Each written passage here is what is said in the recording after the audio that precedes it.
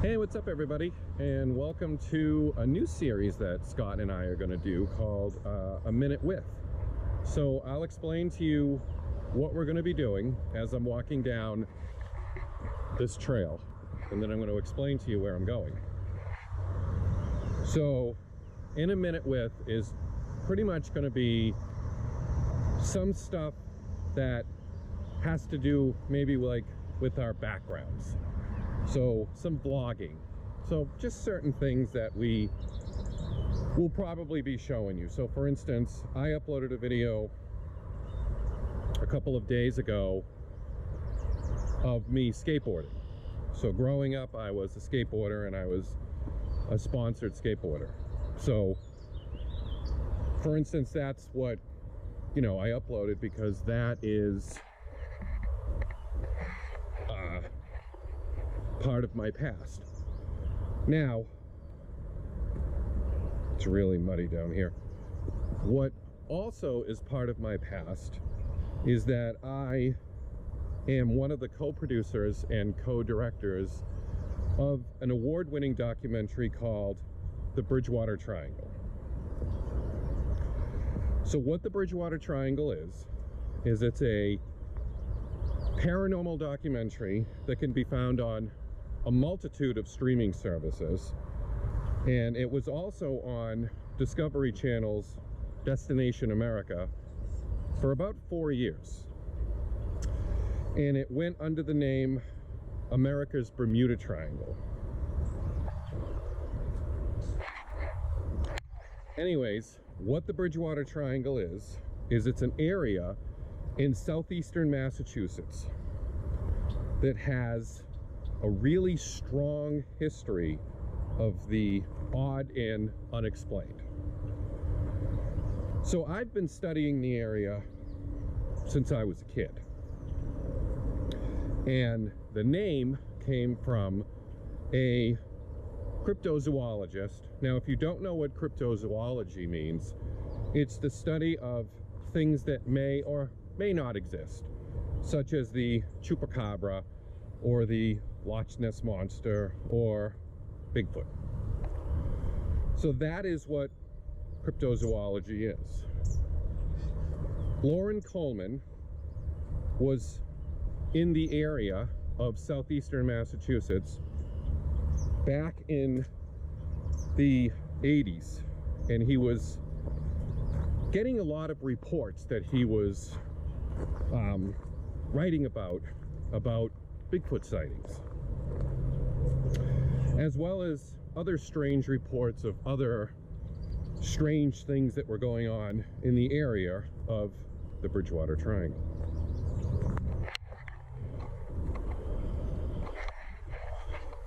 And he ended up writing about it in the Bawston magazine, and he coined the phrase the Bridgewater Triangle.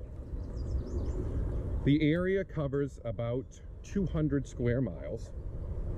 It has Abington, Massachusetts at the top of the triangle, and at the other two ends of the triangle, it has Freetown and Rehoboth. Now, with the type of things that are... Somebody tried chopping that down. With things that are reported in this area, there are UFOs, Bigfoot sightings, alleged satanic activity, there are alleged Indian curses, there are ghosts, of course, a lot of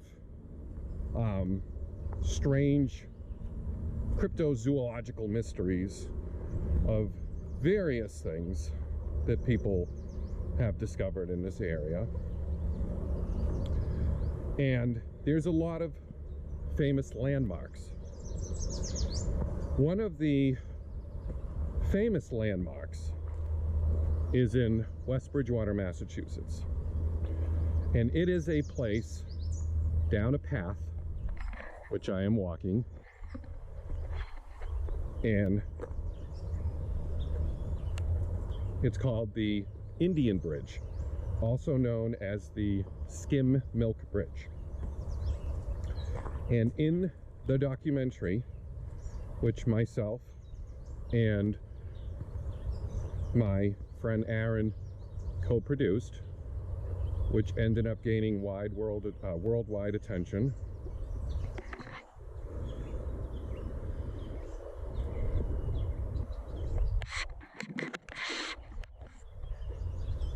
there was a section in that documentary where a witness talks about these spook lights that are seen down here at this bridge.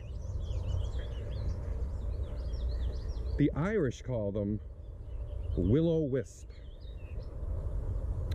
and the Gaelic name for these is jack-o'-lantern. But people have seen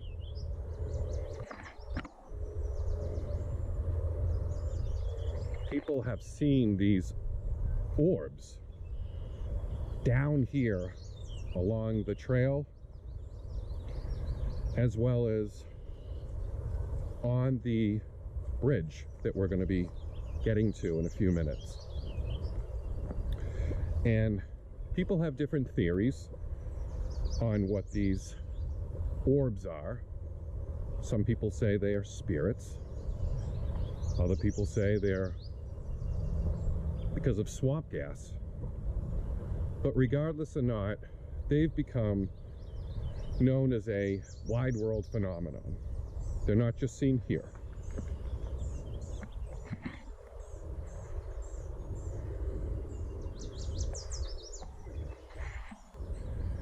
But we're approaching the bridge now.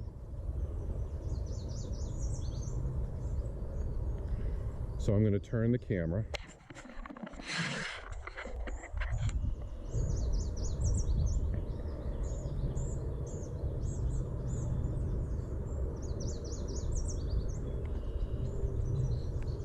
So as we approach the bridge, there's a little bench here that you can sit down. If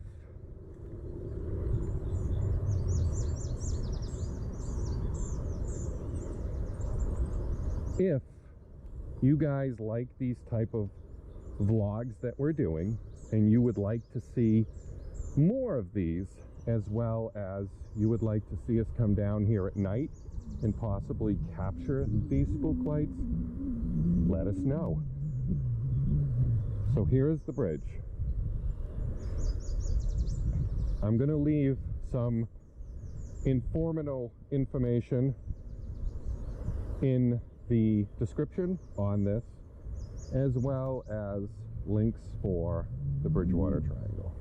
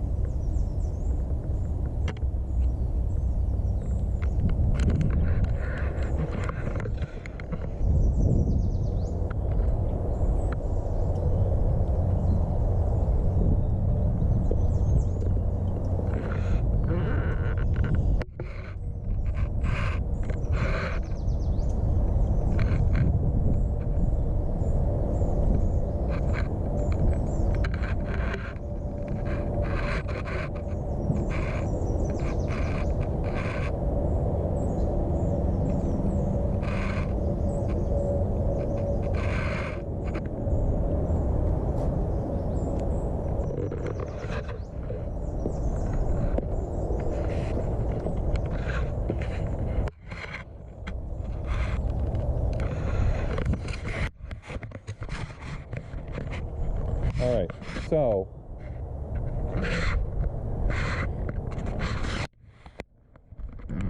right there is where James Michael Rice saw the spook lights.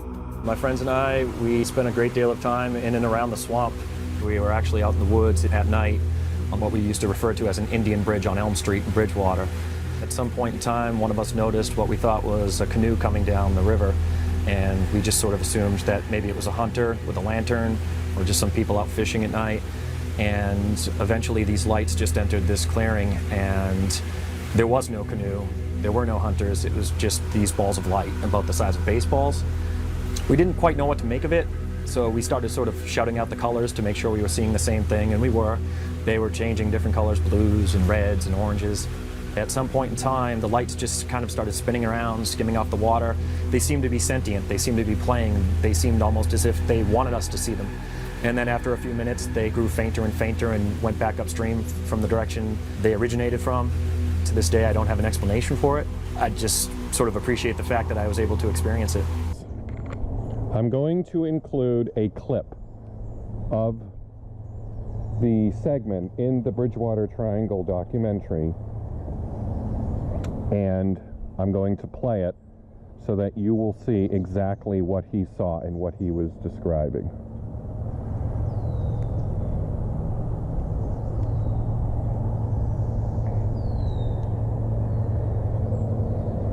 So if you would like us to come down here at night, we will gladly come down here at night. We will set up some cameras and we will see if we can see these spook lights. Just let us know in the comments.